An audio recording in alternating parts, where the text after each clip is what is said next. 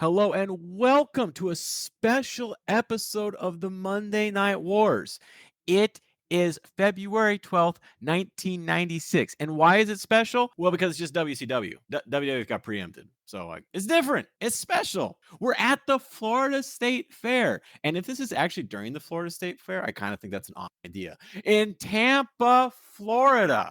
With me is Joseph. And as always, I, your faithful host, am Scott. Joseph, how are you doing? I'm fantastic, Scott. This is what, like the third time that WCW's run unopposed since we've been doing this? Yeah, and it'll be interesting to see who wins tonight. Yeah, it's gonna be a tight one for sure. For sure.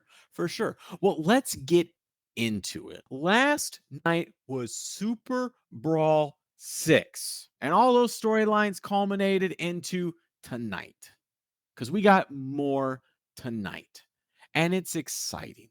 It's so exciting. We got Bobby, we got Eric, we got Steve Mongo McMichael, and we also have our first match. It is the Macho Man Randy Savage versus Hugh Morris. Joseph, I'm going to let you start with this one. I'm not going to give the people any details beyond that Randy Savage defeats Hugh Morris, and it's a 4-minute, 52-second match because I know you got a lot to talk about here. There's a wardrobe, Macho has changed his attire.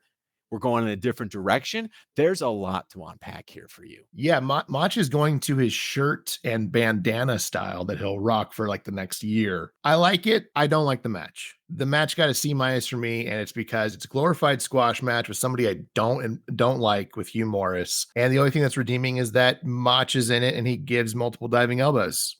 That's it. It's really honestly kind of boring. Yeah, Mach is in a dark place. He lost the world heavyweight title last night, and he is mad, and he is taking it out on Hugh Morris. And that part I don't necessarily dislike. I liked that he gives him 2 diving elbows, and he's going to give him a third before Hugh Morris gets the hell out of Dodge. He's had enough. Yeah, I don't think the Hugh Morris character is great. I didn't hate the match. It tells a story. Macho Man is mad. He is off his rocker. He has been cheated. Miss Elizabeth betrayed him. She's gone to the other side. And we get to talk about that storyline. But not yet. I'm going to push that off for as long as possible because we're not talking about it yet. After that, we got Gene Okerlund, Mean Gene himself, with the WCW NASCAR driver. Isn't that exciting, Joseph? I know you're a big NASCAR guy. What do you make of all this? That's a complete lie. I can't stand NASCAR. And I just need, I know that Scott's doing this to rile me up, but I need our listeners to know I do not like NASCAR. And I will never like NASCAR, no matter what spin you put on it. That being said, it's cross promotional, and I'm fine with that. I think those segments are fine. It doesn't get a grade for me because there's nothing to grade, but it is what it is. Trying to market yourself is great. So that's fine. Being that you're a big NASCAR fan, I think your rating's probably a little biased. But I agree that I thought it was fine. I like that. WCW is for a Southern audience, right? That's their bread and butter. NASCAR is obviously big in the South. It makes perfect sense for them to be doing some cross promotion with NASCAR. So I think that's perfectly fine. Makes a ton of sense for them. What doesn't make a ton of sense, though, is this next match because we got Loch Ness versus Scotty Riggs. I don't know what Scotty Riggs did to deserve this. It is a squash match. It's 1:08. Loch Ness defeats Scotty Riggs. There's not a lot going on here because Loch Ness is a very, very overweight man and he can't do a whole lot. And Scotty Riggs can't do a whole lot to him because he is very heavy. And that's basically the match. Loch Ness just kind of uses his weight to steamroll Scotty Riggs. And I don't know why Scotty Riggs got to get done dirt like that because I don't hate the American males. What did you think, Joseph? This is Giant Haystacks, right? That's who Loch Ness is. Correct. Yeah. So this is the very tail end of Giant Haystacks' career. Giant Haystacks was I don't know if I call him a legendary wrestler, but a very important wrestler in the kind of English, the UK scene. I don't know too much about him, so I won't say positively or negatively because I don't want to be, speaking out of my ass. but he was a big name for a long time. Unfortunately, this is a poor representation of whatever he was. This just doesn't work. He's far past his prime. He's way too overweight. He doesn't move very well. This whole thing gets an F. The gimmick is horrible. And I got to say, this is the most WWF thing in WCW right now. Like, this feels like I'm watching WWF last year. Damn. Am I wrong though? Like, think about it. I mean, Am I wrong? hammer don't hurt him, you know? I mean, God, you just going for it there. I think you're absolutely right. It took me a while to just kind of think through your complex and thorough line of argument here. But yeah, it does seem like something you would see on WWF last year. It's good. The night's not great. The whole night's not great, which is kind of weird. Like, I don't maybe they didn't know WWF was going to get preempted, but I feel like you would want to put on just a really great one Yeah, where I you have feel like a we captive audience. we joked about this being close, but WWF might win still. Yeah, it's not good. It's not good. I mean, so we had that match. After that, we go over to the woman and Elizabeth. They're standing next to a gurney. They've got, yeah, it's a gurney. I guess that's the only way to describe it. There's someone on it. We don't know who it is. They talk about how the Macho Man said that someone was going to be leaving on a gurney last night, and it's Ric Flair under the gurney. He pops up and does what Ric Flair does best. We talk about Space Mountain again, which is fun. And then Miss Elizabeth talks about that the Macho Man is too crazy for her, and she took half of everything in the divorce, and then now she's taking it all from him because she took the belt away and gave it to Nature Boy. And this is the start of a long, long storyline that I absolutely loathe. Joseph, what'd you think? I'm so torn on this. On the one hand, Flair is peak Flair, as you say, and I love him. I love what he's doing.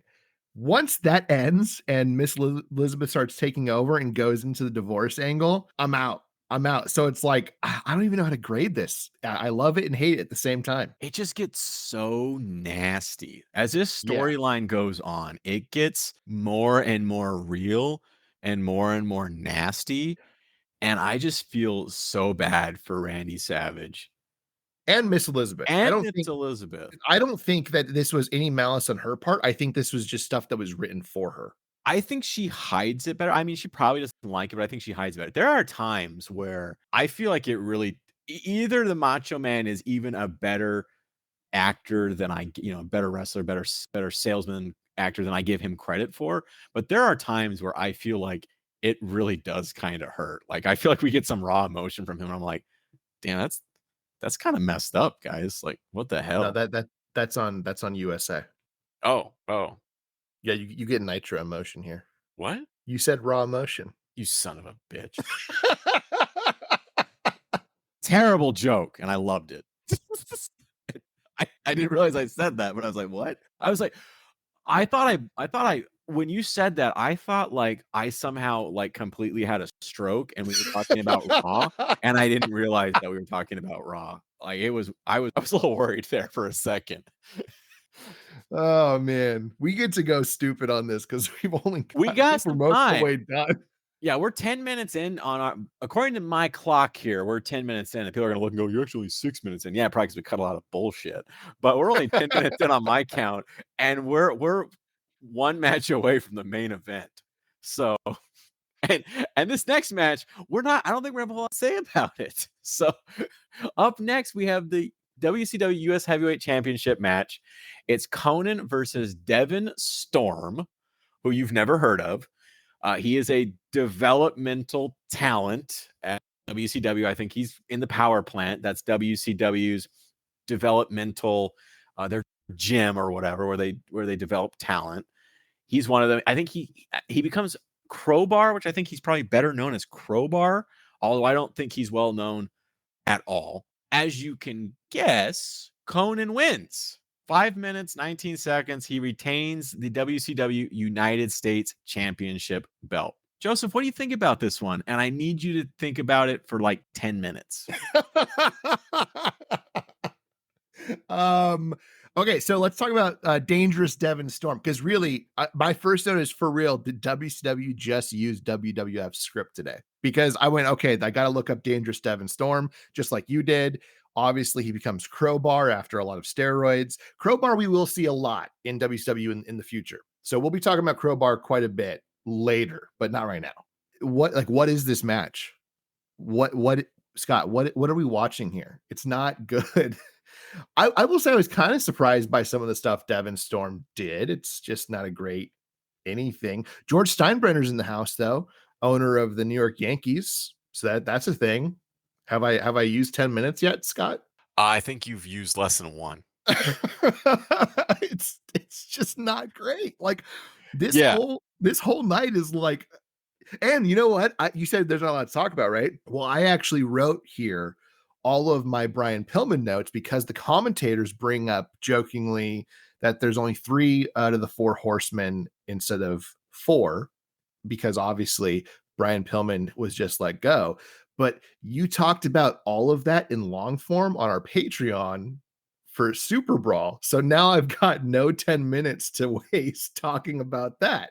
So I don't know what to do. Well, I Should think we maybe talk? we should for people who don't listen to the Patreon, although you really should because it's only $2 and it's the Well, greatest hold on. content Is you that could get. hold on. I gotta disagree with you because is that any better than WCW or WWF putting their pay-per-views on or pay-per-view matches on Raw if we start talking about the exact same stuff we talked about on our Patreon?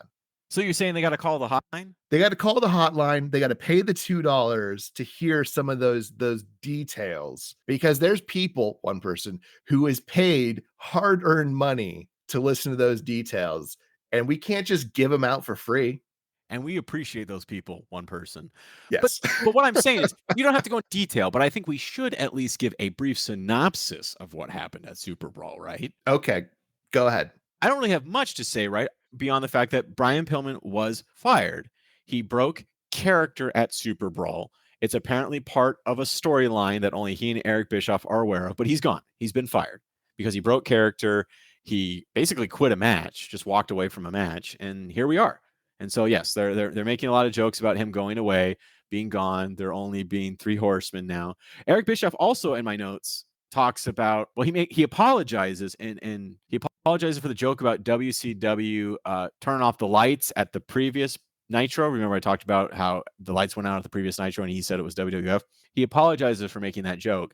I wonder if attorneys were involved in the reason why he apologized for making that joke. But I thought that was interesting enough to know. But you're right. This match was against Conan, who is a good wrestler, but against one of their developmental talents who does some interesting stuff, but he's still a developmental talent. There's nothing in it that's particularly exciting. After that, we've got another promo for the movie.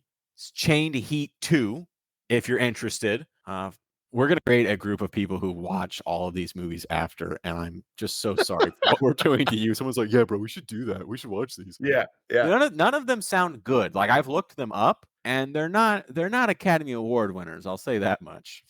Wait, you're telling me Chained Heat 2 did not win Best Picture?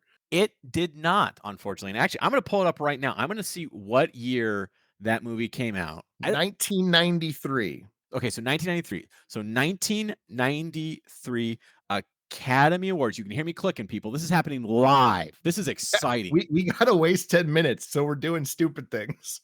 Canned Heat 2 lost to Schindler's List.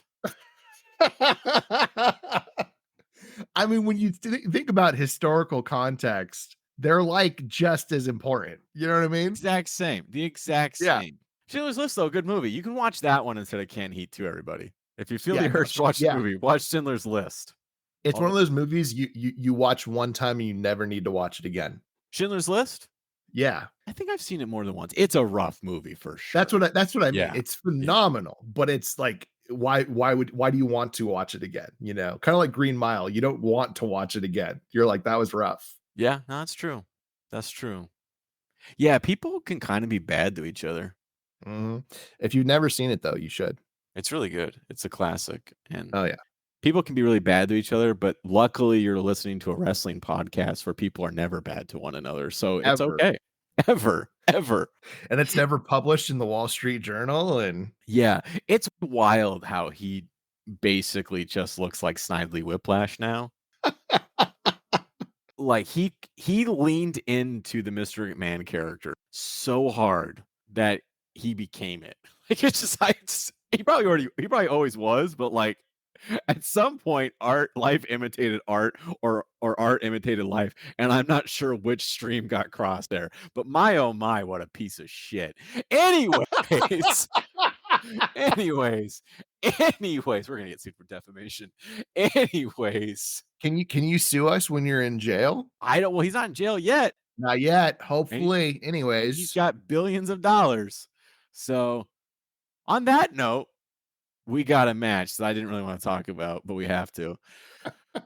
Hulk Hogan, uh-huh. yeah, versus Arn Anderson. Yeah, I like that guy. That could be a good match. Oh, Hogan just no sells everything. But Arn wins. Oh, he wins by cheating because Hogan can't win clean. Arn Anderson defeats Hulk Hogan 9 minutes, 16 seconds. What did you think about this one, Joseph? I know you just got lots of thoughts. Arn hits a gorgeous spine buster, and I don't know if you know this, Scott. I love a good spine buster. Oh, I know you do. What'd you think about this spine buster, though? I thought this spine buster was just as gorgeous as previous Arn Anderson spine busters. However, there was What? Hogan fucking kicks out. It's so interesting that we're talking about this. I just posted a tweet in our group chat from Hurricane Helms, who talked about how much he hated the fact that, or how angry it makes him that Arn Anderson hit spine busters on Hogan and Hogan kicked out of them. And I agree, Hurricane Helms. I agree. I can't wait to talk about you because I love that dude. Anyways, yeah, not good. I like the Arn won. That was nice. That was a nice change of pace. Honestly, the fact that he cheated didn't really matter to me too much because Arn is a bad guy, so it's like fine. But yeah, it's just it's kind of rough, all things considered, Scott. Yeah. Yeah. I mean, again, Hogan knows everything. Arn has the most beautiful spine buster that has ever been done. It is the best spine buster in the game. And Hogan has no sold it or kicked out of it in our watching. And we're on like episode 24. I think this is episode 24. We've done 24 of these. So less than a month in days, right? It's we're a couple of months in at this point, but in a number of days, because it's only on Mondays, a number of days, it's not even 30 days of watching this. He had kicked out of or no sold the spine buster 5-6 times, and I hate it every time. And I'm getting very tired. I feel like I'm even A on this part of the podcast, and I'm getting tired of it, Joseph. I don't like what Hulk Hogan is doing. He is not a baller. I'm gonna get done with my Stephen A stuff. I'm done with that. But I was really hoping you were going to commit. I was just like, keep going. Just keep going.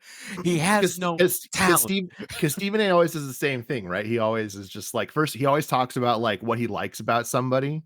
And everything starts off so soft, and he'll just be like, I think he's a great human being. Every time I see him in his Make-A-Wish things, they're fantastic. But if you're telling me that this man can kick out of an Arn Anderson spine buster, you must be out your damn mind. Yeah. That's the Stephen A. I wanted to hear that from Scott.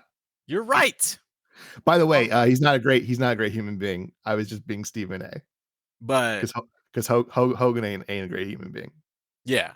I mean, he saved that chick apparently. He did. Yeah, he did do something recently where he pulled someone out of a car accident. So, good guy Hulk there, but also bad guy Hulk on a lot of stuff, including using racial slurs, including the one what do we know? Including the one that you're really not supposed to say. But yeah, of all the words, it's like the one you don't do. Yeah, that's like the no-go zone, man. He's like, I'm gonna go there, brother. He's like, not saying that word don't work for me, brother. He thought he had creative control over his life. He didn't. Damn, but he didn't. He didn't. He's actually kind of lost creative control of his life. God, we are gonna get sued.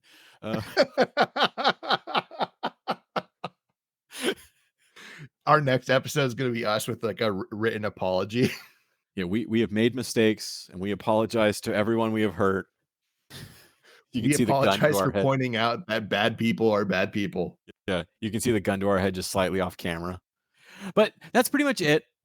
Macho Man runs in, he clears the ring. He and Hulk Hogan are gonna have an interview in the ring. I actually did like this part. Macho Man and Hulk Hogan are gonna have an interview with Mean Gene in the ring, but Flair runs over to the commentary table, rips Bischoff's headset off, and goes all in. Ultimate Flair. And it is wild. Hulk and Macho realize they're not going to get in a word edgewise here and charge the commentary table and run everybody off, including Bobby Heenan, because he don't want to be anywhere around where his neck might be injured. And this part I actually enjoyed. This was the highlight of the night to me. What did you think? I thought that this part, as you said, was good and the rest of it wasn't. And that does it. So on behalf of Scott and Joseph, Well, good night, well, everybody. hold on. We haven't talked about who won yet. Oh, I'm sorry. I cued the music. I mentioned it. Arn won. No. Which show won? Oh, Joseph, on the night when only WCW was on, which show won? I'm gonna give it to Raw because this was garbage. Yeah, you might be right. You might be right on that one. This was not a good one. Let me see what the Nielsen was. Let me see what the Nielsen was. 3.7. So Wow. they did really well tonight. They got They had the most viewers and they put on this stinker of a show. This is horrible. I'm gonna spoil it, and I'm gonna tell you they lose next week. It's not surprising. It's not surprising why. Oh, that was bad. That was bad. But I think we're done, right? Yeah, no, we're done. We are so done. All right. Well, I am Scott. With me is Joseph. Good night, everybody. Thanks for listening. Bye, guys.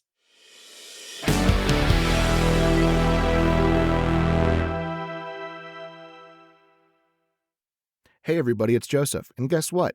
Not only can you listen to us every Monday on Spotify, but you can find us on Apple Podcasts, iHeartRadio, Amazon Music, and YouTube Podcasts as well. Just search for Monday Night Wars Podcast. If you want to reach out to us, you can find us on Twitter at MON Night Wars Pod, on Instagram at Monday Night Wars Podcast, or just email us at mnwpodcast@gmail.com. And finally, subscribe to our Patreon at Monday Night Wars Podcast. For $2 a month, you get every pay-per-view from WCW and WWF during this era, as well as additional content later on. Once again, thank you for listening. We'll see you here next time on the Monday Night Wars Podcast.